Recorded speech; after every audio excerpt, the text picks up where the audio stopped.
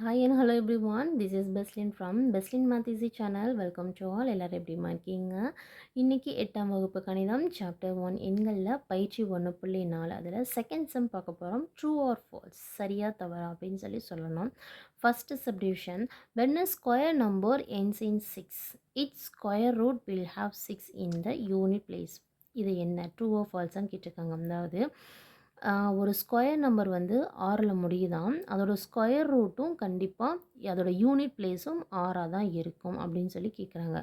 ஒரு வர்க்க எண் கண்டிப்பாக 6ல் முடியும் அப்படின்னா அதோட வர்க்க மூலத்தோட 1ஆம் இலக்கம் ஃபஸ்ட்டு பிளேசஸ் இருக்கு இல்லையா, அந்த ஒன்ஸ் சொல்லுவோம் இல்லையா, அது வந்து கண்டிப்பாக 6 தான் பெற்றிருக்கும் அப்படின்னு சொல்லி சொல்கிறாங்க. இது சரியா தவறான்னு நம்ம செக் பண்ணணும். பார்க்கலாம்.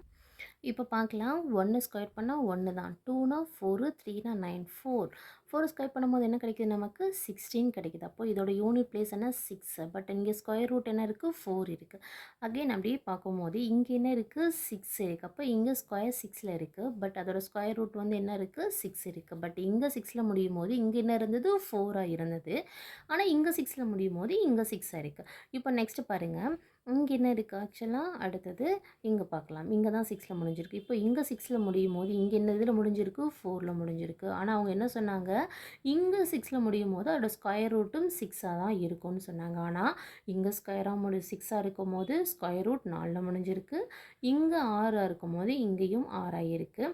ஆனால் இங்கே 6ஆக இருக்கும்போது மறுபடியும் அதோட ஸ்கொயர் ரூட் எப்படி இருக்குது? 4ஆக இருக்குது. பட் 6ஆகவும் இருக்குது, 4ஆகவும் இருக்குது. ஆனால் அவங்க என்ன சொன்னாங்க?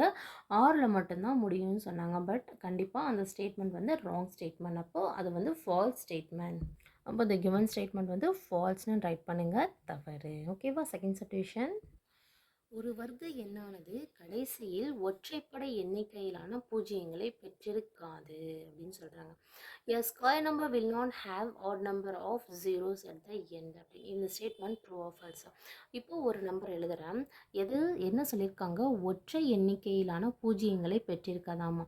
இப்போது கண்டிப்பாக 6 அப்படின்னு எழுதும் போது இப்போ இதோட ஒரு 0 சேர்க்குறோம். அப்போ கண்டிப்பாக இது வந்து என்னவாக இருக்க முடியாது? ஒரு ஸ்கொயராக இருக்க முடியாது.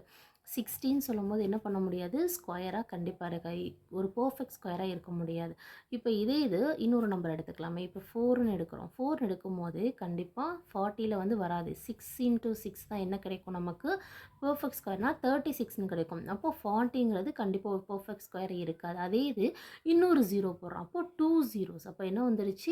ஈவன் நம்பர் ஆஃப் ஜீரோஸ் இருக்குது அப்படின்னா கண்டிப்பாக 400 எப்படி வரும்? 20 × 20. அப்போ என்னவாயிரும்? 400ஆக மாறிடும். அப்போ இது பர்ஃபெக்ட் ஸ்கொயராக இருக்கும். எப்போ?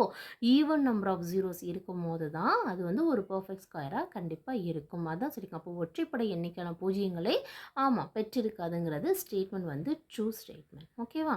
ஓகே, அடுத்த சப்டிவிஷன் பாருங்கள். 961000 இதோட வர்க்கத்தில் உள்ள பூஜ்ஜியங்களின் எண்ணிக்கை 9 அப்படின்னு சொல்லி கொடுத்துருக்காங்க.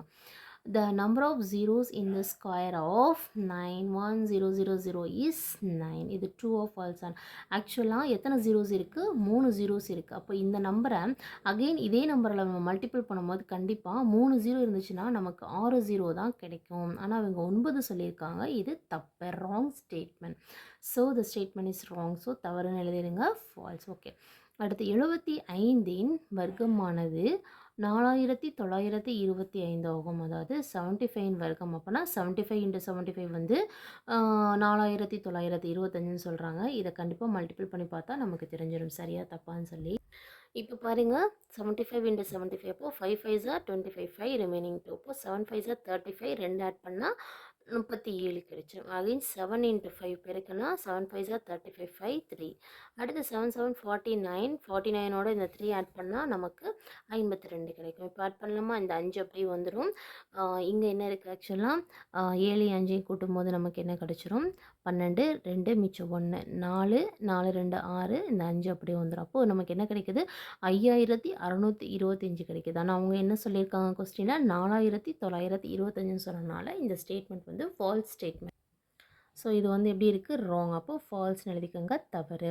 அடுத்து லாஸ்ட் சப்டிவிஷன் 225 வர்க்கமூலம் 15 ஆகும். ஆமாம், கண்டிப்பாக நமக்கு தெரியும்ல, 15 இன்ட்டு 15 மல்டிபிள் பண்ணும்போது கண்டிப்பாக 225 கிடைக்கும். அப்போ இது சரியான ஸ்டேட்மெண்ட், ட்ரூ ஸ்டேட்மெண்ட் தான், சரின்னு சொல்லி ரைட் பண்ணிக்கலாம். இதோட இந்த சம் முடிஞ்சது. ஏதாவது டவுட் இருந்ததுன்னா கண்டிப்பாக கமெண்ட் பண்ணுங்கம்மா. கண்டிப்பாக மறந்துடாமல் நம்மளோட வீடியோவை லைக் பண்ணுங்கள், உங்கள் ஃப்ரெண்ட்ஸ்க்கும் ஷேர் பண்ணுங்கள், கண்டிப்பாக சப்போர்ட் பண்ணுங்கள். Okay, thank you.